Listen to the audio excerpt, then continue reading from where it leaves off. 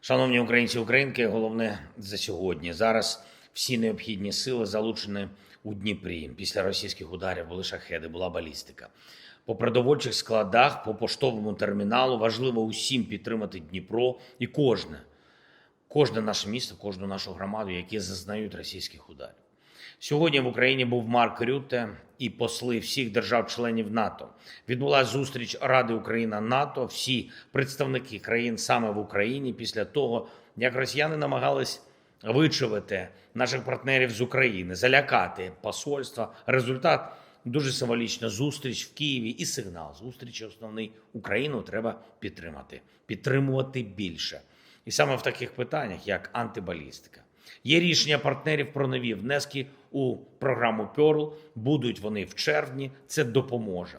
Максимально підштовхуємо Європу в роботі над власною антибалістикою. Треба, щоб в Європі були свої системи, свої ракети, щоб захиститись. Ну і спроможність зробити антибалістичну систему в Європі є. Щоб виробництво було, теж є всі можливості. Треба, щоб політичні рішення максимально швидко працювали.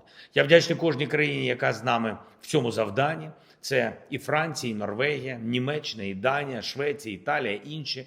Європа реально стане сильніше, коли буде цей результат. Не якщо, а коли. І це буде, але час має велике значення. І треба бути оперативніше. Ми обговорили з Генсеком НАТО саміт НАТО в Анкарі. Для України є запрошення, ми будемо представлені. І головне, щоб саміт став результативним для України. Антибалістика – один з таких потенційних результатів.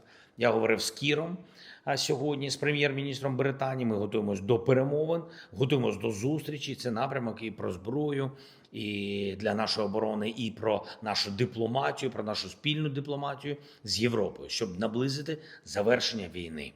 Європі потрібен свій голос, своя позиція, свій внесок в усі дипломатичні зусилля, які можуть бути для закінчення війни. Формат Є3 – це Британія, Франція та Німеччина. Формат дієвий. Плюс Нордики. Я говорив сьогодні також з Йонасом, прем'єр-міністром Норвегії. Я вдячний за підтримку, Йонаса, тобі. Звісно, Сполучені Штати. Щодня з ними спілкуємось. Дуже очікуємо, що від іранського питання вони прийдуть до питань європейських. Війну, яку Росія розпочала проти Європи, Росія веде проти всього демократичного світу фактично. І кожен має зробити свій внесок, щоб зупинити агресію Росії та постійні російські спроби дестабілізувати всіх навколо. І ще одне. Я хочу відзначити наших воїнів, які застосовують наші українські далекобійні санкції. Я дякую вам, воїни, за влучність СБУ, СБС, ССО, ГУР, СЗР та інші складові, які залучені. Ви повертаєте російську війну в рідну гавань найбільш відчутно, і там ця війна і має завершитись. Україні потрібен мир. Я дякую всім, хто з Україною. Слава Україні!